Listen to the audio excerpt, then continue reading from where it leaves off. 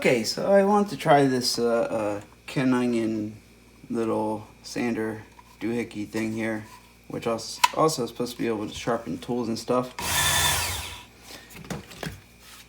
I took this, and this is absolutely horrible. There's no edge to this at all. I couldn't cut myself if I tried. So then there's the Smith & Wesson HRT. And look at the finish it did to that. I literally got a mirrored finish on that. I didn't think that would be possible.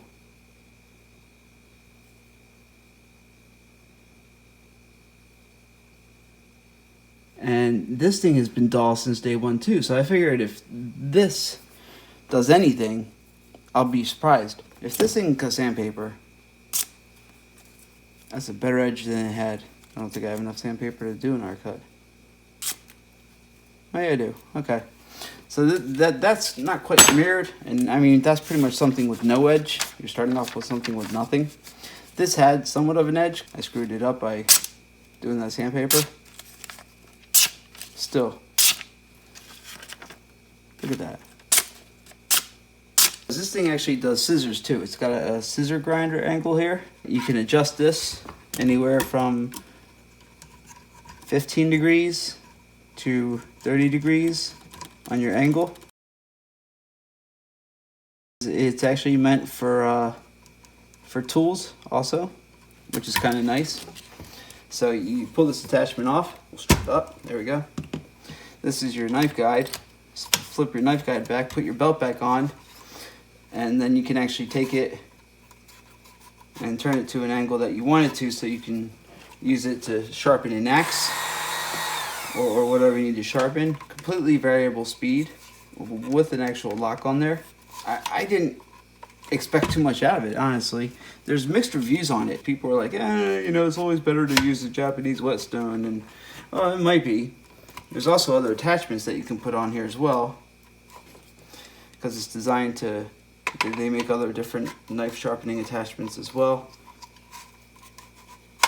Maybe it is better to use a you know, Japanese whetstones, but how much time do you have? I don't have that much time to sit around swiping a knife on a stone. Plus, I just can't take that anymore. My hands would be cramping up so bad, it wouldn't even be funny. So this is the major grinder here. This is probably the one I'll use to sharpen the pickaxe and stuff. But just to give you a rundown of how this actually works. Snap it in, you select your angle. Let's go with a 25 degrees so we can get a new edge started on this. And you run it through. Well, use the knife guide, I found that out. The knife guide actually helps on this one a lot.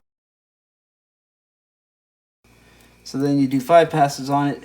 You start it in the beginning.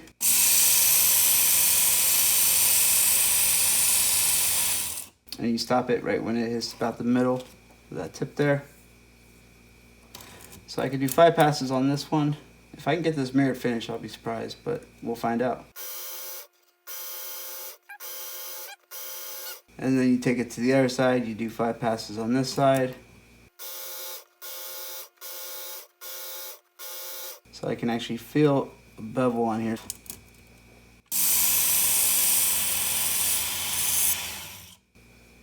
There we go. Oh, now it just flipped to the other side. Well, that's okay.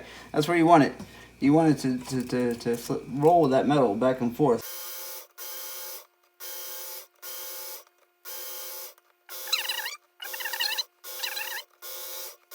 By the way, this is actually on low speed right now. This is not on high.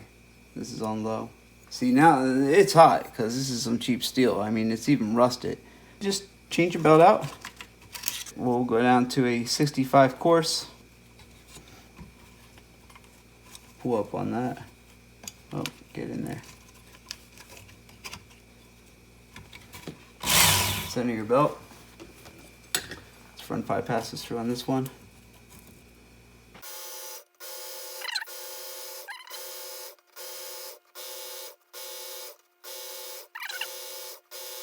Now, a lot of people have said they screwed up their tips, they rounded them, but they're not doing it right, and that's what it comes down to.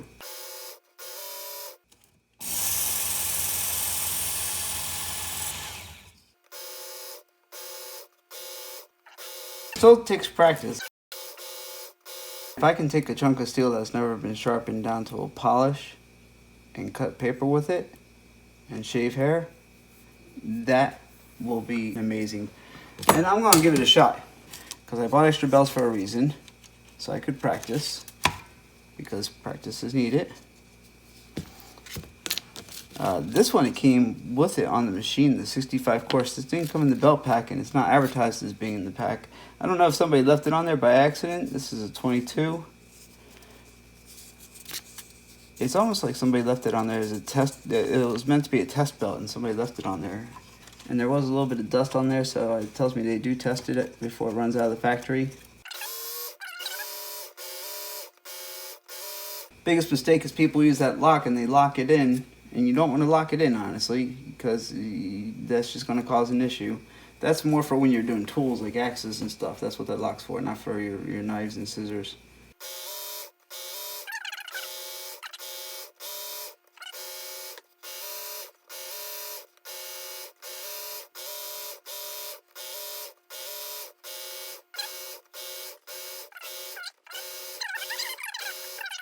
So then we're going to go down to our fine. I'm not used to taking the belts on and off as some people are. They're just kind of like, whoop, whoop, done. I got to figure out which way. This side first, then up through here. Maybe that's why they make the knife guard retractable also, because it makes it a little easier to put the belt on. So now we're on our fine grit here. I'm going to take my time with it a little bit.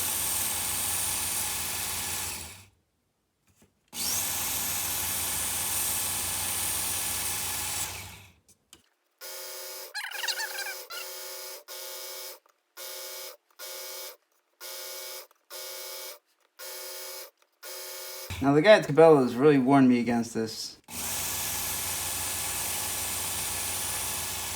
Told me I was going to screw the knife up more than anything. And I kept on using it mostly for tools, but yeah. My plans have always been to use it for both. I know where people will screw it up. I can complain about it. People that don't read the instructions. People that use too fast of a speed and they don't, and they're not stopping the tip on the belt. That's where people are messing that up really bad.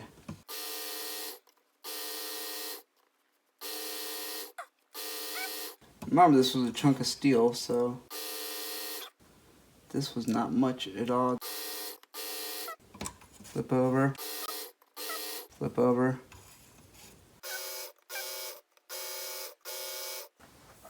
Now I could probably hone this with the honing belt.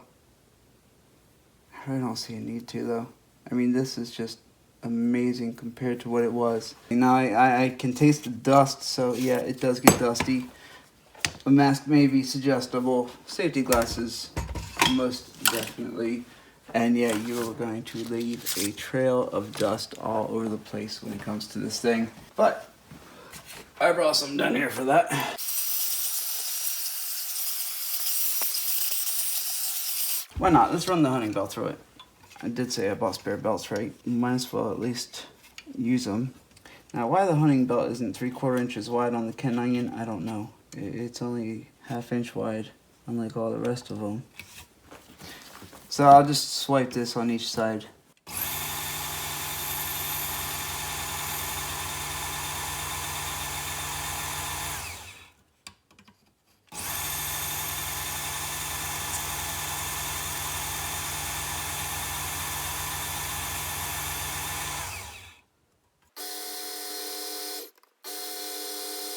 Now, if we took this piece, again, nothing. I don't think I would do that with this one right now. No way. Even stabbing paper, I can't even put a hole in it stabbing at paper.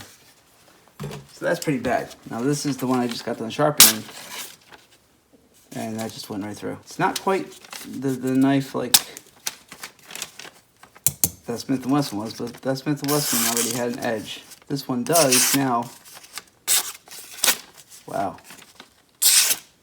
Holy sh. Hold on, let's try the other side. Yep. So it's still got some dull spots in there, but remember, I'm dealing with wet paper down here in the basement. Just the fact that it can do that now kind of scares the hell out of me, because it could never do something like that before. Look at the difference between these two.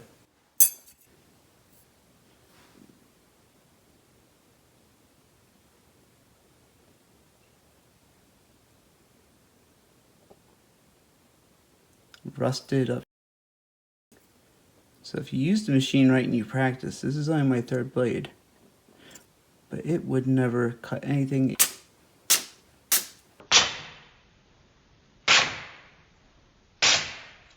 Let me go get some non-moist paper. It's really damp in my basement. And then we'll grab this one. This is the one that was really sharp that I got honed really nice to a polish, and I just got them throwing into cardboard. If I can only get just, that's the problem, is trying to get it. I'm trying to stick to just the front, just the tip. Nah, it's not gonna work. So I want to see how fast, now that it actually has an edge on it, can I bring it back. But instead of going to 65 course or the 120 course, we're gonna skip those two. We're gonna just take it straight to medium. I don't even know if medium is needed at this point. I'll just run it a little bit on the medium. There we go. 1,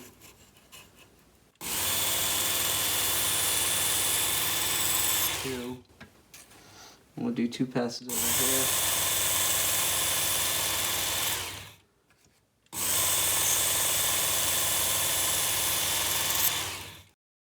Alright, so I did 2 passes on each side, and then I'm just going to take it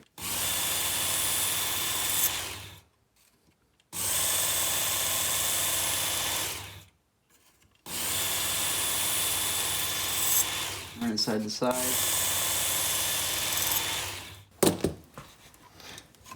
I remember I skipped 2 grades of the belt.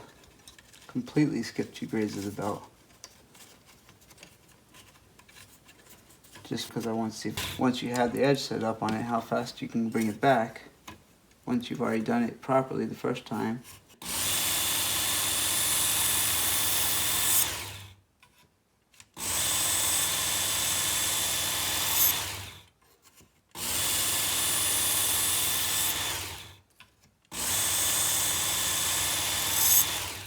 I'm not even going to bother honing that. We'll skip the honing altogether. Let's just skip it. Now I don't see any glue on it or anything from, you know, being shoved into cardboard. And look at that. That's a beautiful thing. Just like that. Let's just prove this a different point. Because some people will tell you, you know what, cutting paper is not sharp. And you know, to a point, they may be right. So let's see if I can focus on right there. Now where's that at? Right there. Okay. And like I said, to a point, they're right. Cutting paper may not be sharp, but that's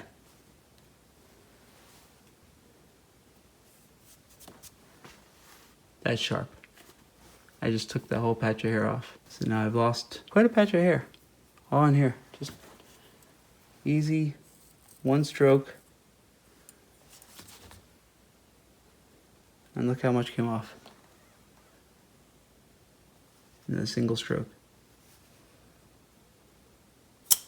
I'm amazed. The guy at Cabela's was telling me that, oh, you'll round your tips, you'll do this, you'll do that, you'll screw up your knife, you can do this, you can do that.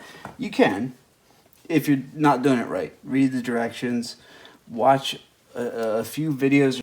Okay, so we did manage to get this. Look at the difference of this here. On this side, we're still kind of dull, not much of a mirror, but there is an edge. And look at the difference when I flip it over. Wow. just a shine. And I haven't even honed it yet. This was a broken ton to begin with. It was a gift. I feel like I'm doing a jewelry commercial here with the way that's reflecting. That is amazing. I've only done the one side. Let's do the other side real quick. I'm just running out of hair. There we go. Fine. That worked. That's not even all of it. Get off me. You can see the hair there. Gone. And the other half would be this part here. I'm gonna have a bald arm by the end of the week. It was a broken knife. It's now at least a broken functional knife. I tried to fix it before using a standard grinding wheel. If you look at the stock version of this, it's a perfect cut angle, and the whole tip was just snapped right off. As far as I'm concerned, $129, very well spent. Absolutely amazing now. I never thought this kitchen knife would ever slice again. You have no idea how bad this is. This is what it was. I can't even get a scraping off of this. This is what it used to be. This is why I would take it up against me and have no worries about cutting my hand at all. They were just throwing daggers that were very cheap. Now they're actual throwing daggers with an edge that are actually throwing daggers that are dangerous. I would never be able to do that with this before. Completely done on this machine, start to finish. Just the fact that I can do that now is just amazing. This one, also amazing that it's actually slicing anything. I could actually whittle with this now. And I will show you the kitchen knife, but I actually want to use that to eat food and slice stuff with. So we'll do this one. This is actually a nice sharp. Oh yeah, now I can actually use this as an actual tool. Look at how deep I can go with that. I can use it as a chisel if I wanted to. Yeah, very happy with this machine.